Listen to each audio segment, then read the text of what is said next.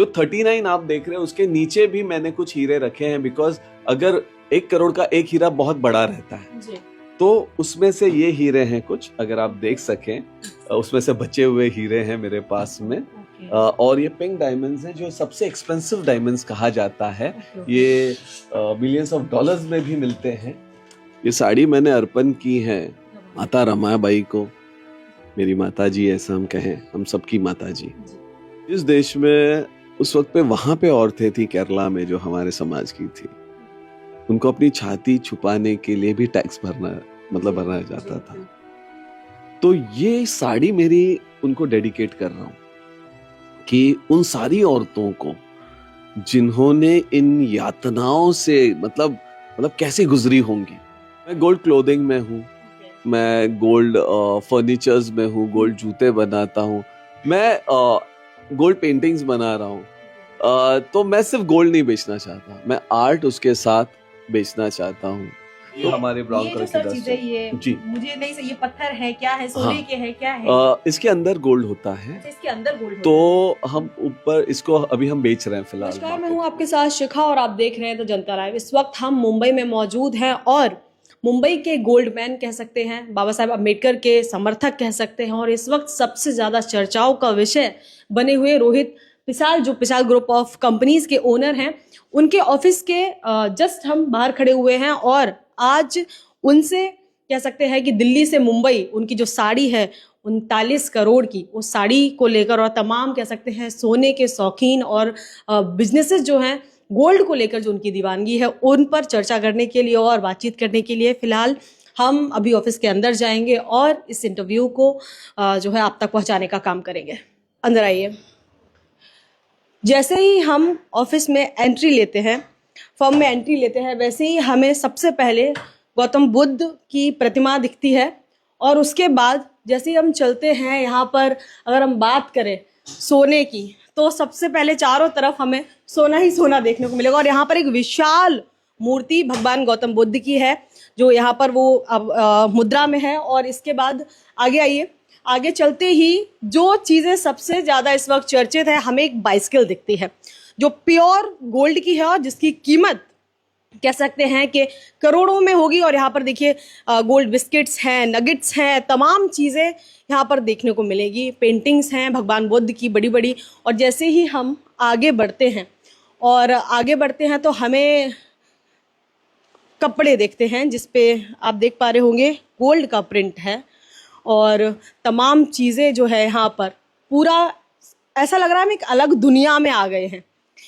यहाँ पर भगवान गौतम बुद्ध शयन मुद्रा में आप जो है देख पा रहे होंगे, ये सबसे ज़्यादा फेमस और ख़ास पेंटिंग भगवान बुद्ध की हर जगह आपको देखने को मिलेगी जो शयन मुद्रा में गौतम बुद्ध है। और ये जो काम है ये पूरा गोल्ड डस्ट से जो है किया गया है काम। और सोफ़ा यहाँ पर हर कुछ सारी चीज़ें यहाँ पर आपको कह सकते हैं कि सोना सोना जैसा ही दिखेगा। ये जो सोफ़ा है ये कह सकते हैं गोल्ड फॉइल से बना हुआ है। और ये देखिए फूलदान देखिए, और इसमें फूल भी रखा हुआ है। ये कारीगरी जो है सिर्फ रोहित पिसाल के ऑफिस में ही देखने को मिलेगी। ये खास बात देखिए, यहाँ पे पेंटिंग देखिए, तमाम चीज़ें। और यहाँ पर सबसे गौर करने वाली बात, यहाँ पर भारत का संविधान रखा हुआ है। संविधान बाबा साहेब अम्बेडकर और भगवान बुद्ध की नीतियों पर चलने को संविधान जो है सर्वोपरि है, वो चीज़ को यहाँ पर कह सकते हैं कि हम देख सकते हैं। और भारत का झंडा भी यहाँ पर गौरवशाली मौजूद है, तमाम चीज़ें हैं। और एक बार यहाँ फोकस करिए, भगवान बुद्ध यहाँ पर जो है बांसुरी बजा रहे हैं। 2 पेंटिंग्स आपको देखने को मिलेंगी, दोनों में जो गौतम बुद्ध हैं वो बांसुरी बजा रहे हैं, जिसका सीधे सीधे मतलब है मन की शांति। ये जो बांसुरी बजाते हुए बुद्ध दिख रहे हैं ये मन की शांति का प्रतीक है। मन की शांति के लिए कह सकते हैं ये पूरी जो मूर्ति है वो दर्शाती है। और अगर हम इस पेंटिंग के पास जाते हैं तो इसमें जो काम है, कारीगरी है, पूरा गोल्ड डस्ट से की गई है।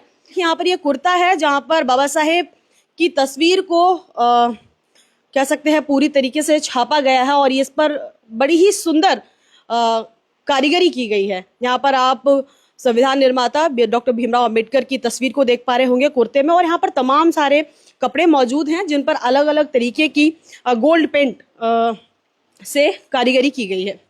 ध्यान केंद्रित वाली पेंटिंग और देखने को मिल जाएगी जो सीधा सीधा कह सकते हैं अट्रैक्शन ऑफ आई बन गई है। यहाँ पर एक मॉडल है, वो साड़ी पहने हुए, और ये जो पेंटिंग है ये भी गोल्ड डस्ट से ही की गई है। ये एक साड़ी है और एक वो साड़ी है जो बनाई गई है अभी, जिसकी कीमत को सुनकर लोग दंग रह रहे हैं कि ये साड़ी जिसकी कीमत 39 करोड़ है वो रमाबाई अंबेडकर के लिए उनकी जयंती पर उन्हें समर्पित की गई है। और वो साड़ी जब चर्चाओं में आई तो हर कह सकते हैं हर फील्ड में हर मीडिया सब एक्टिव हो गए, और उस साड़ी की चर्चाएं हर जगह, हर देश के अलग अलग राज्य में अगर हम न्यूज़ खोल के देखते हैं तो न्यूज़ वीडियोस में 10 में से 7-8 वीडियो इसी पर चर्चित है। और यही कारण है सबसे बड़ा कि दिल्ली से हमारी टीम को मुंबई आना पड़ा खास इसी खास पेशकश के लिए।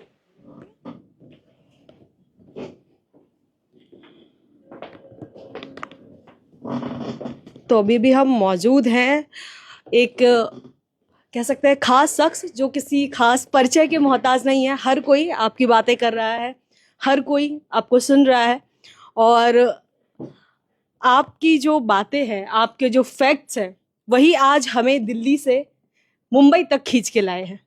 आज हमारे साथ इस खास पेशकश में खास मेहमान कह सकते हैं पिसाल ग्रुप के ओनर और बाबा साहेब अम्बेडकर के बहुत बड़े कह सकते हैं समर्थक, और जो साड़ी इस वक्त चर्चाओं में है। सबसे पहले शुरुआत सर हम साड़ी से ही करेंगे। 39 करोड़ की साड़ी, आजकल अगर हम 15-20 हज़ार की भी साड़ी ले आते हैं तो हम एकदम शो ऑफ करते हैं, अरे हमारी महंगी साड़ी है। क्या खास बात है उस साड़ी में, और 39 करोड़ उसकी कीमत कैसे होती है? सबसे पहला सवाल तो मेरे दिमाग में जहन में यही घूम रहा है, इसका जवाब पहले दीजिए। सबको जय भीम, और जनता लाइव के सारे सब्सक्राइबर्स और जो भी मुझे वॉच कर रहे हैं उन सबके लिए हार्दिक शुभकामनाएं और जय भीम। फर्स्ट ऑफ ऑल ये जो साड़ी है जी। इसके पीछे एक बहुत बड़ा मतलब एक वैल्यूएबल कंसेप्ट था, एक सिंबॉलिक साड़ी है जी। ये साड़ी मैंने अर्पण की है माता रमाबाई को, मेरी माता जी ऐसा हम कहें, हम सबकी माता जी। जिस देश में जब हमारी उस वक्त पे जो माताएं थी उनको जब साड़ी भी नई खरीदी जाती थी तो कीचड़ में डुबो के दिया जाता था। उस वक्त पे वहां पे औरतें थी केरला में जो हमारे समाज की थी, उनको अपनी छाती छुपाने के लिए भी टैक्स भरना जाता था। तो ये साड़ी मेरी उनको डेडिकेट कर रहा हूं कि उन सारी औरतों को जिन्होंने इन यातनाओं से मतलब कैसे गुजरी होंगी। और रही बात माता रमाई की, जिनके लिए मैंने ये साड़ी बनाई है, तो उनको जब क्षय रोग हो गया था, उनको जब टीबी हो गई थी, तो बाबा साहब को डॉक्टर्स ने कहा था कि उनको किसी अच्छी जगह पे जहाँ पे एनवायरमेंटल थोड़ा सा कुछ अफेक्ट हो ऐसी जगह पे ले जाएं। तो मेरे ग्रेट ग्रैंडफादर उनको ले आए थे अपने कोंकण में, वीर गांव में। ओके, तो आपके जो ग्रेट ग्रैंडफादर है उनका कनेक्शन बाबा साहेब से डायरेक्ट था? उनका डायरेक्ट कनेक्शन मतलब रामजी बाबा से था। अच्छा। मतलब मेरे ग्रेट ग्रैंडफादर वो भी सूबेदार थे जी। और हमारे रामजी बाबा भी सूबेदार थे। अच्छा। तो फिर उनके गांव में हमारे घर पे वो 7 दिन रही हैं। तब उन्होंने ऐसे ही कहा कि मेरे वजह से आपको तकलीफ हो रही है, आपके फैमिली को तकलीफ हो रही है। उस वक्त पे मेरे ग्रेट ग्रैंडफादर ने कहा कि मतलब हमें तो कोई भी तकलीफ नहीं है, क्योंकि तेरे वजह से आज जो भीमराव जी काम कर पा रहा है बाहर, क्योंकि एक बीवी का जो मतलब धर्म पत्नी का जो पीछे से सपोर्ट होता है, तो तूने तो बहुत त्याग दिए, तूने अपने बच्चों को त्याग दिया, और तूने धारवाड़ में अपने कंगन तक बेचे हॉस्टल के लिए, वहां के बच्चों के खाने के लिए। तो तू इतना कर रही है, तो मैं तुझे सिर्फ अपनी बेटी समझ के अपने घर पे नहीं ला सकता क्या? उस टाइम पे माता रमाई ने बहुत मुस्कुरा कर कहा था कि मैंने तो 2 ही कंगन बेचे हैं, मेरे बच्चे मुझे सोने और हीरे से लाद देंगे, देखना एक दिन।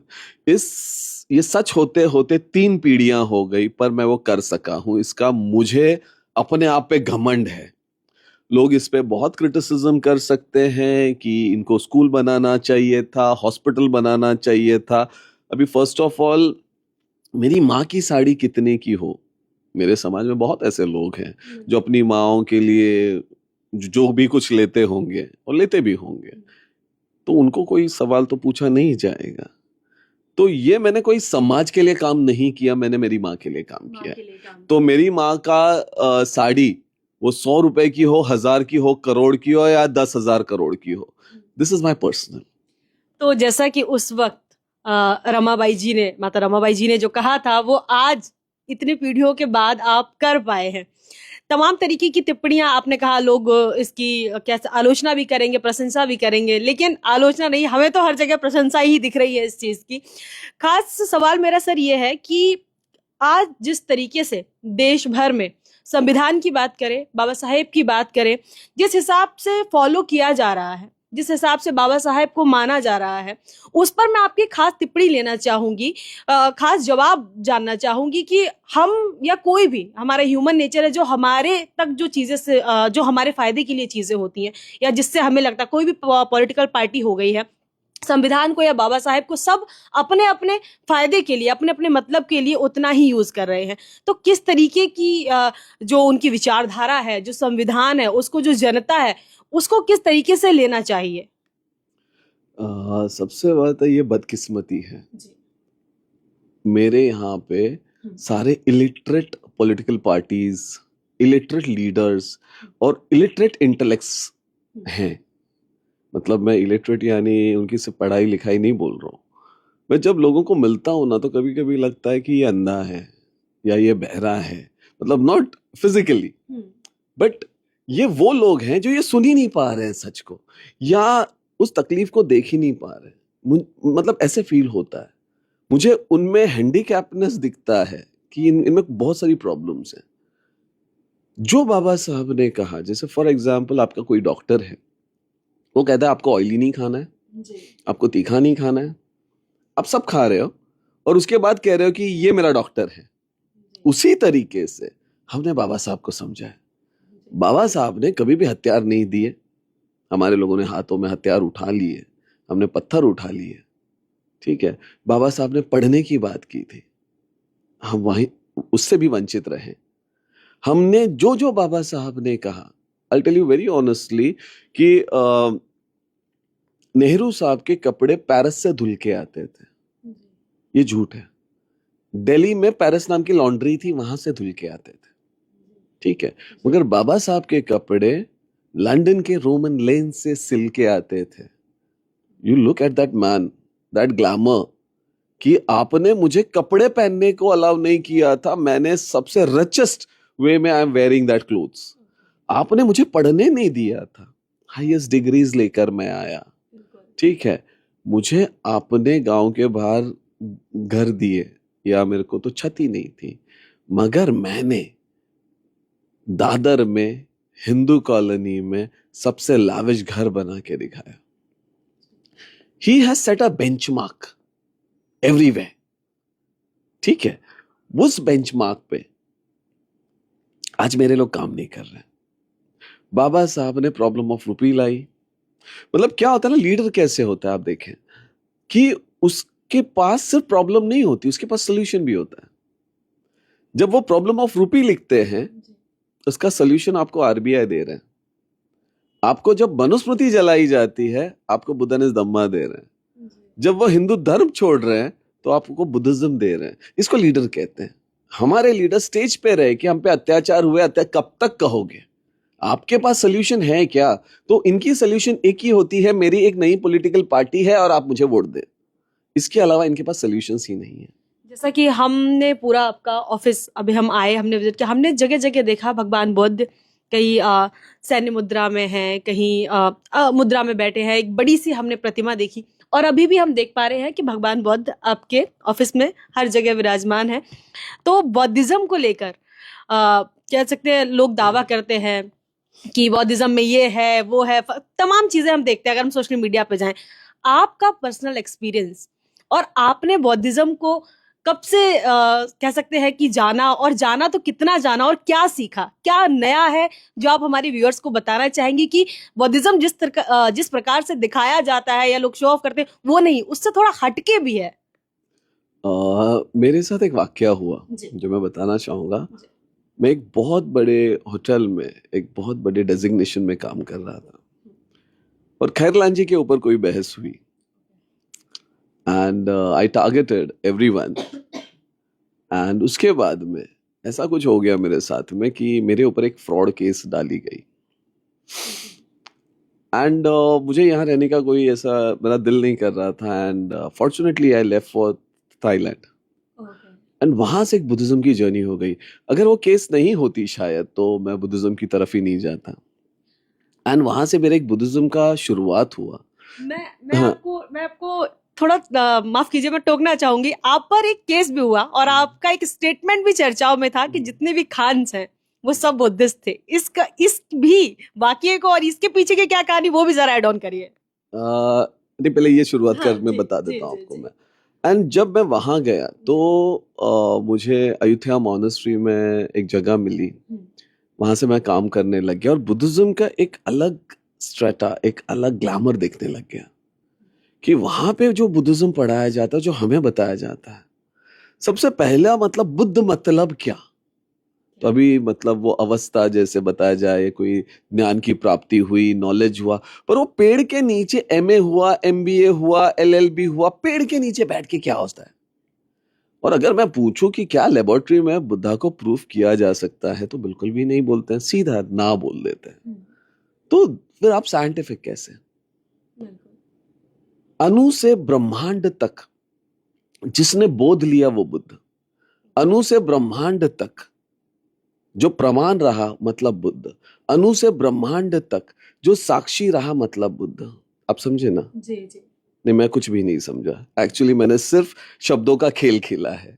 And this is what is happening with Buddhism. बड़े बड़े ऐसे ऐसे वर्ड्स यूज करो ताकि आप उसको कंफ्यूज कर सको। If I love you it means I have a dopamine in my body when I love someone.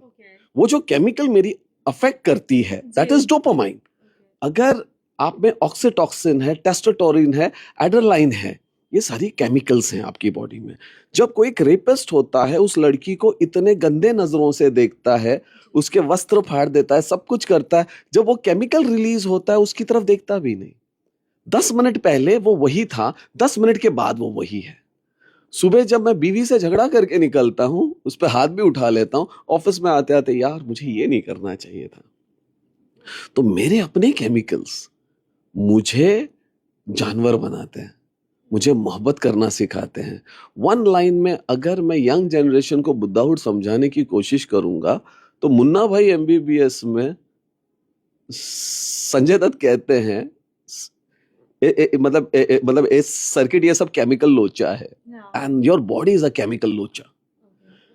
जिस इंसान ने इस केमिकल्स को, डोपामाइन को, टेस्टोस्टेरोन को, ऑक्सीटॉक्सिन को न्यूट्रलाइज किया, ट्रांसफॉर्म किया, उसे कहते हैं बुद्ध। जो कंट्रोल रहता है, जो कंट्रोल रहता है। फॉर एग्जाम्पल अफगानिस्तान में ईंट पे बुद्ध खड़े हैं। ओके, अभी उस हर अवस्था का एक अर्थ है, ठीक है। महापरिनिर्वाण का एक पोज है, उनका भूमि स्पर्श का पोज है, उनका ये पोज है, हर का अर्थ है बुद्धिज्म में। तो मैंने बोला ये ईंट पे ऐसे क्यों खड़ा है? तो इसको मोटर ऑर्गन कहते हैं, कमर के नीचे सेंसिटिव ऑर्गन कहते हैं। तो सारी इंद्रियां मेरे कंट्रोल में है। मेरी आंखें बड़ी है, मैं जागरूक होकर देखता हूँ, मेरे कान बड़े हैं, मैं सबके सुख दुख सुनता हूँ। अब ये तो सब मान लिया, पर आप ईंट पे क्यों खड़े हो? अभी this is the biggest problem. तो बुद्धिज्म में ईंट और पत्थर का एक फिलॉसफी है। पत्थर मैनमेड नहीं, उसे मौत नहीं, इट्स इटर्नल। ईंट मैनमेड है और उसे मौत है। तो बुद्ध कहते हैं इंद्रियां मेरे कंट्रोल में है, जागरूक होकर देखता हूं, सबके सुख दुख सुनता हूं, पर मैं भी तेरे जैसा ही जाने वाला हूं, इसलिए मैं ईंट पे खड़ा हूं। That is Buddhism. ठीक है। तो बुद्धा को मेटाफोरिक तो आप समझने की कोशिश करें, बट एज वेल एज उसको साइंस में भी डालें। जैसे बुद्धा ने इस धम्मा में एक बात आई है, एक इंसिडेंट आया है जिसपे एक बहुत मेरी बहस भी हुई कि निरंजना नदी में वो भिक्षा पात्र उल्टा जाता है। हाँ हाँ हाँ, तो वो फैक्चुअल नहीं है।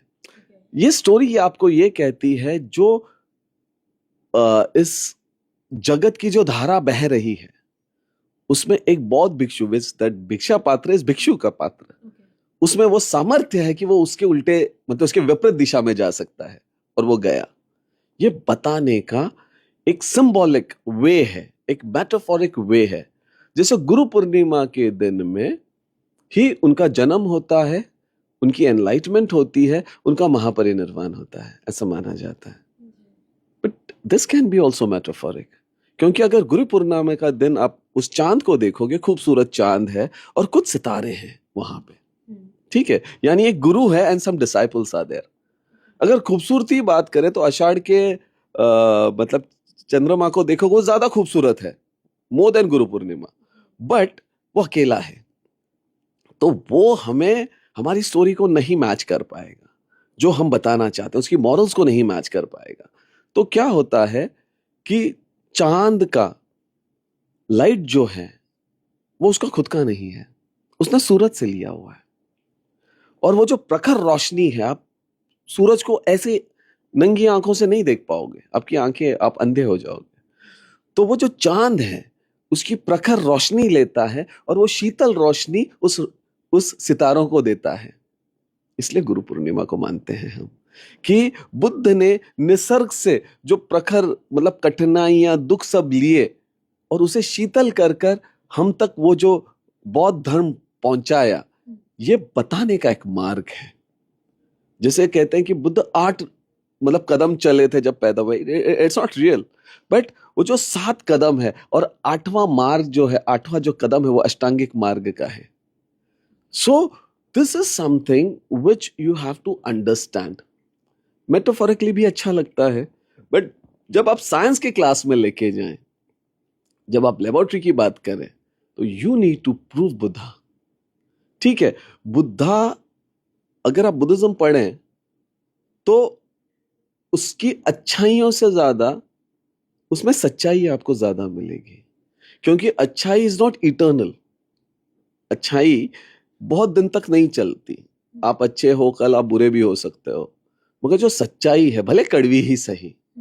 इसलिए बुद्धिज्म में पहला वर्ड सनातन आया, क्योंकि वो अच्छाइयों की नहीं, वो रॉ सच की बात करता है, मौत की बात करता है, वो बात करता है बीमारी की। अभी यहां पर भी बहुत डिलेमा है कि क्या बुद्ध नदी के युद्ध के वजह से छोड़ के गए या उन्होंने दुख देखा। तो जब बुद्ध ने इस धम्मा में ये बातें लॉजिकली निकल आती हैं कि उन्होंने बूढ़ा तो अपने बाप को भी देखा होगा, उनके पिता भी बूढ़े थे, यहाँ पे भी बूढ़े होंगे, पर या तो मतलब बीमारी तो उनको खुद को भी हुई होगी, या तो उनको मौत तो उन्होंने राज्य में किसकी तो देखी होगी। ये लॉजिकल लगता जरूर है, बट मैं आपको एक बात बताता हूँ, मुंबई वाले हैं तो वड़ा पाव हमको बहुत पसंद है। तो मैंने गाड़ी रोक दी और ड्राइवर को छोड़ के मैं रोड क्रॉस करके वड़ा पाव खाने गया। तो एक लड़का जो डिलीवरी बॉय था उसने सामान सब रखा था और वो वड़ा पाव ऐसे खा रहा था जैसे 4 दिन खाया ना हो। मुझे इतना बुरा लगा, तो मैंने कहा यार क्या मुझे भूख पता नहीं है, पर उसकी भूख देख के मुझे बहुत तकलीफ हुई। उसी तरीके से उसने जब वो बुढ़ापा देखा होगा किसी का, तो मेरे घर में भी एक बूढ़ा है पर उसको थोड़ा सा भी कुछ तकलीफ हो तो वैद्य की मतलब कतार लगती है, और ये बूढ़ापा कैसा है। उसने बीमारी खुद की देखी होगी, मगर दास दासियां मेरे इर्द गिर्द घूमती हैं और ये बीमार अकेला पड़ा है, तो शायद वो दुख अलग होगा और ये दुख अलग होगा, वो मौत अलग होगा। नहीं, I just continue with all this. और भी एक लॉजिकल पॉइंट मैं आपको देता हूं। न्यूटन नाम का आदमी था, एप्पल के पेड़ के नीचे बैठा था, एप्पल ऊपर से नीचे गिरता है, ग्रेविटेशनल फोर्स वो ढूंढता है। इसके पहले क्या उसने एप्पल गिरते हुए देखा ही नहीं होगा क्या? तो कभी कभी वक्त आना पड़ता है। एंड मैं why I am talking on Buddha is Dhamma every time, because internationally इस पे जब बातें निकलती हैं तो मुझे लोग उसकी प्रस्तावना मुझे बताते, भंते जी ने प्रस्तावना मुझे बताया कि आपको जो सही लगे वो लो और छोड़ो, मगर मेरा बाप अगर लिखेगा तो वो सही ही लिखेगा। इसीलिए उन्होंने और नीचे पढ़ा होता तो उसका जो पहला प्रिंट है वो मेरे बाप जाने के बाद, मेरे बाबा साहब जाने के बाद 1.5 साल के बाद प्रिंट हुआ है। बुद्धा एंड हिज धम्मा, उनके वो जब थे तभी उनकी एक प्रिंट नेहरू जी के पास गई थी, ऐसा कहते हैं। उस प्रस्तावना में माई साहब का भी नाम था, वहीं से भी उनका भी नाम इरेज किया गया है, और 1.5 साल के बाद एक new Buddha and his Dhamma print हुआ। इसीलिए ये सारी कंफ्यूजन्स खड़ी हुई हैं। कोई डर ही नहीं कर रहा है इस पे बात करने की। पर जब हम इंटरनेशनल पटल पे जाएंगे, जब हम साइंटिफिक बुद्धिज्म की बात करेंगे, तो इन बातों का आप कहीं तो, जैसे असित नाम का ब्राह्मण आता है तो एस्ट्रोलॉजी पे बाबा साहब को कभी भी भरोसा नहीं था। सुमेध नाम का हत्ती जब आता है सपने में, तो कौन से ब्रह्मांड में घूम रहा था और मैं सिद्धार्थ बन के आने वाला हूं, तो इसका मतलब अवतार पे मेरे को तो विश्वास ही नहीं। 22 प्रतिज्ञा में मेरे कहा गया, मेरे बाप ने दिए मुझे, तो यहाँ कुछ तो मैनिपुलेशन है, तो I need to filter it. यहाँ पर जब हमने आपके ऑफिस आए तो हम हर चीज गोल्डन कलर में देख रहे हैं, सोना सोना सोना। ये जो सोने की दीवानगी है ये कहाँ से आई? जैसे कि अगर हम बात करें कि पूरी दुनिया में 3 लाइसेंसधारी ही हैं गोल्ड माइन के, अंडर वाटर गोल्ड माइन के, उसमें से एक हमारे साथ आप मौजूद हैं अभी। तो ये जो दीवानगी है सोने की, ये सर कहाँ से आई और कैसे? और अगर हम विरासत की बात करें, ये जो सारा कुछ एम्पायर है इतना बड़ा जो आपने खड़ा किया है, ये विरासत में मिला है या फिर बुद्ध को जानने के बाद, या आप कब ये कह सकते हैं कि आया? I didn't choose gold, gold choose me. या हाँ, तो ये एक बेसिक है हमारे, जैसे आप और मैं, हम कॉमन लोग, 1 तोले का भाव इतना बढ़ गया और हमारी हालत खराब हो जाती है, वैसे मैं भी था।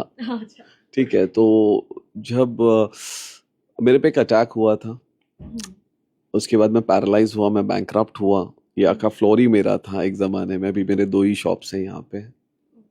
तो मैं पैरालाइज, फिर मेरे पे उसी वक्त पे मुझे भी कैंसर हुआ, एंड मैं टोटली बैंकरप्ट था, और ये सब लॉक हो चुका था, सब ख़त्म हो चुका था।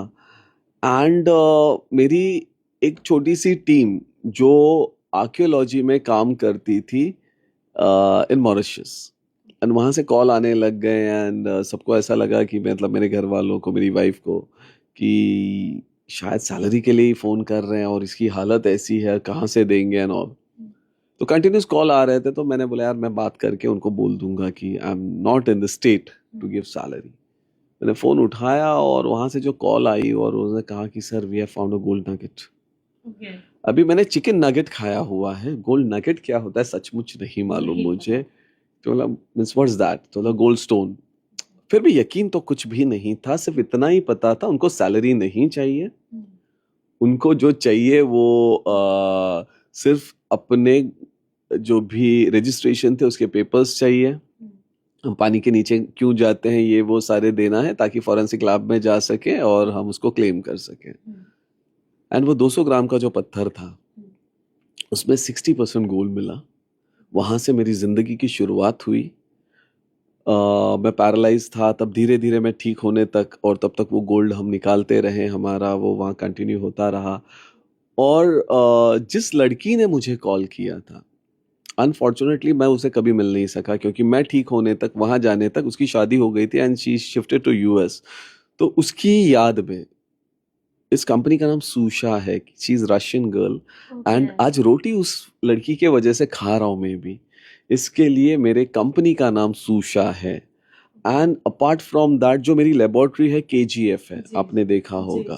तो आपने KGF मूवी देखी होगी। उसमें वो हीरो होता है, वो माइन में जाता है, वहाँ पे कुछ गरीब औरतें, छोटे बच्चे, और उनको बचाता है। ये किसी के लाइफ में हुआ है पहले हिस्ट्री में, और उस असली KGF का नाम है डॉक्टर भीमराव रामजी अंबेडकर। वो कोलार गोल्ड फील्ड में आंध्र प्रदेश में गए थे।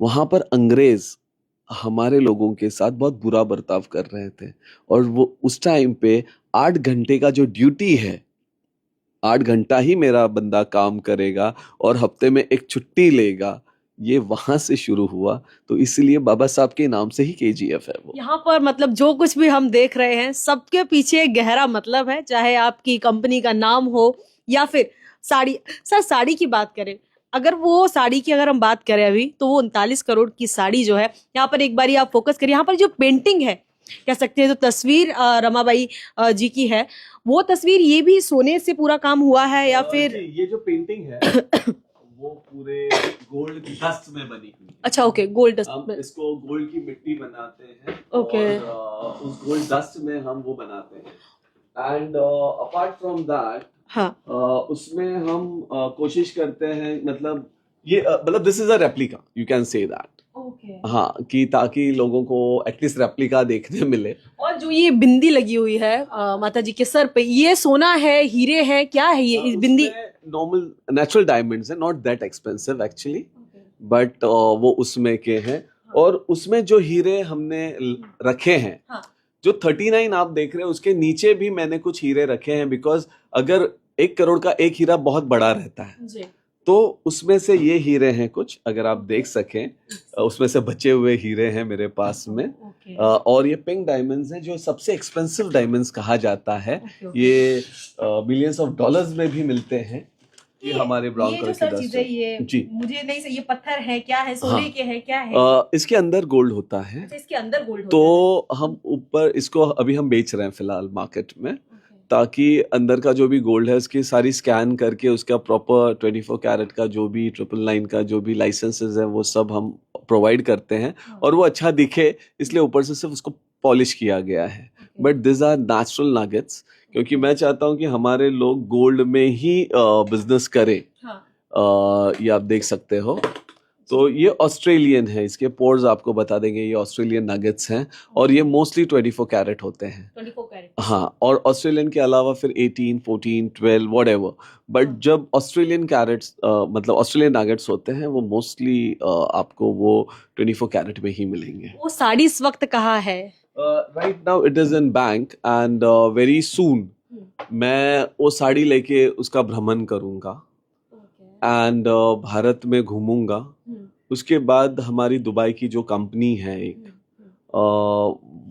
उन्होंने हमारे साथ मतलब कोलैबोरेट करके it will be taken to Buckingham Palace in London, और उसमें जो भी हमारे मतलब जो भी प्रॉफिट्स हमें दिया जा रहा है उसके बारे में, उस साड़ी के लिए जो पर डे लोग आएंगे एंड ऑल, तो उसमें से मैं बहुत जल्दी मतलब विद इन 15 डेज आप देखेंगे कि मेरे 2 अंडर वाटर स्कूल स्टार्ट हो रहे हैं, एक नागपुर में और एक कोल्हापुर में। सर उसके लिए भी बहुत बहुत बधाई आपको। और ये क्या, ये गोल्डन बेस्ड? ओके, ये अभी इसकी ब्रांडिंग नहीं हुई है। हाँ। ये गोल्ड डस्ट से बने हुए क्रीम्स हैं जो हम बना रहे हैं, यहाँ पे आप देख सकते हो। क्या मैं गारंटी दे दूंगा आपको कि 7 दिन में मैं गोरा कर दूंगा। अच्छा, ब्यूटी प्रोडक्ट भी गोल्ड से, ये आइडियाज कहाँ से आ रहे हैं, और आने वाले समय में ये आइडियाज कहाँ तक जाएंगे? क्या क्या माइंड में चल रहा है आपको, और कहाँ तक ये जाएगा? अगर हम क्लॉथिंग की बात करें, ब्यूटी प्रोडक्ट भी हमने देख लिए, 24 कैरेट्स गोल्ड के आइटम भी देख लिए, और पेंटिंग भी हमने देख ली। आने वाले समय में भारत को कहाँ ले जाने वाले हैं, और आप क्या क्या गोल्ड से होगा? शायद बहुत सारी और चीजें हैं, जैसे मतलब गोल्ड के जूते बनाता हूँ, गोल्ड के या मतलब गोल्ड के जूते, मेरी गोल्ड की कार आ रही है, मर्सिडीज आ रही है मेरी गोल्ड में, तो ये सारी चीजें मैं बना रहा हूँ। इसको सिर्फ शौक बोल सकते हो आपके हिसाब से, but it is one of the best investments. आप कितनी भी महंगे कपड़े पहन लो, कितने भी महंगे, उसका साल के बाद, 2 साल के बाद, 5 साल के बाद क्या होगा? खत्म। शादी में सबसे महंगे कपड़े हम पहनते हैं, उसके बाद फेंकेंगे भी नहीं, क्योंकि इमोशनल कुछ रहता है उसमें। एक फोटो क्लिक हो जाए बस, 10-20 हजार का कपड़ा बस रख जाता है। समझो उसमें उतने ही पैसे का गोल्ड लगा हुआ है, भले 50,000 का, 20,000 का, what ever. Down the line 25 साल के बाद आपका बच्चा बड़ा हो रहा है, 25 साल के बाद उस 20,000 का क्या प्राइस हुआ होगा? तो आज आप इन्वेस्टमेंट कर रहे हो, गोल्ड अपने आप में ब्रांड है, उसको किसी ब्रांड का कोई शाहरुख खान या सलमान खान लेके खड़ा है इसलिए मैं ले रहा हूं और मैं बड़ा खुश हूं। गोल्ड अपने आप में ब्रांड है, उसको नाम की जरूरत ही नहीं पड़ती, और वो इन्वेस्टमेंट है। और इंडियन कल्चर में गोल्ड बहुत ज्यादा माना जाता है, इसके लिए उसके पीछे भी एक संस्कृति है हमारी, क्योंकि 18-19 साल का बच्चा होता है अब्रॉड में, आप बाहर चले जाओ, हम सिर्फ मेरे बच्चे का नहीं उसके भी बच्चे का सोचते हैं। हम हमारे बेटियों को सोना देते हैं, बुरे वक्त पे तेरे काम आएगा भाई, तो है ना।